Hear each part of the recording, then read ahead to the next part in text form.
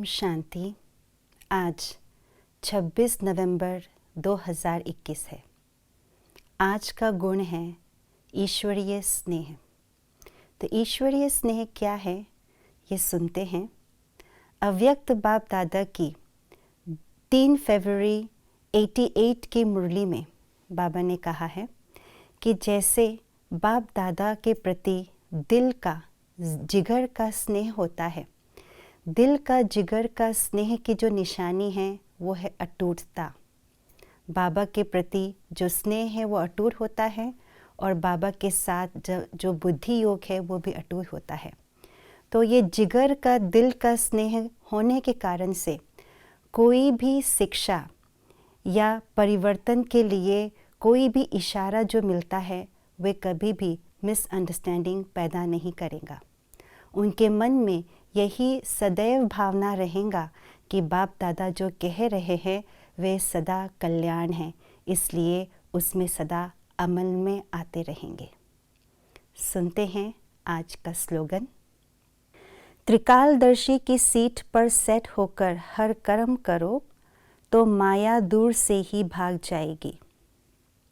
जब से हम ब्राह्मण बच्चों ने बाप दादा के गोद में जन्म लिया, तब से बाप दादा ने हमें पहला वरदान कहो या गिफ्ट कहो जो दिया है वो है दिव्य बुद्धि का वरदान, दिव्य बुद्धि का गिफ्ट। दिव्य बुद्धि द्वारा हमने बाप को जाना, अपने आप को जाना और तीनों कालों को स्पष्ट रूप से जाना। और दिव्य बुद्धि द्वारा ही हमने त्रिकालदर्शी स्थिति को भी प्राप्त किया। लेकिन दिव्य बुद्धि रूपी इस वरदान को, इस गिफ्ट को जितना जितना हम प्रैक्टिकल में लाते हैं उतना उतना हम त्रिकालदर्शी स्थिति को प्राप्त होते जाते हैं। परंतु इस दिव्य बुद्धि को नंबरवार प्रैक्टिकल कार्य में लाने के कारण त्रिकालदर्शी स्थिति भी नंबरवार बन जाती है। तो 3 प्रकार की त्रिकालदर्शी स्थिति है। पहला है सदा त्रिकालदर्शी स्थिति, दूसरा है कभी कभी त्रिकालदर्शी और कभी कभी एक कालदर्शी, और तीसरा है अलबेली त्रिकालदर्शी बुद्धि, अर्थात बुद्धि ही अलबेली होती है। जो सदा त्रिकालदर्शी बुद्धि होती है वे कभी भी असफलता का अनुभव नहीं करते हैं। क्यों? क्योंकि जो भी संकल्प वो अपने मन में उत्पन्न करते हैं उस संकल्प को वाणी व कर्म में लाने से पहले ही उस कर्म व वाणी के तीनों ही कालों को स्पष्ट रूप से जान लेते हैं।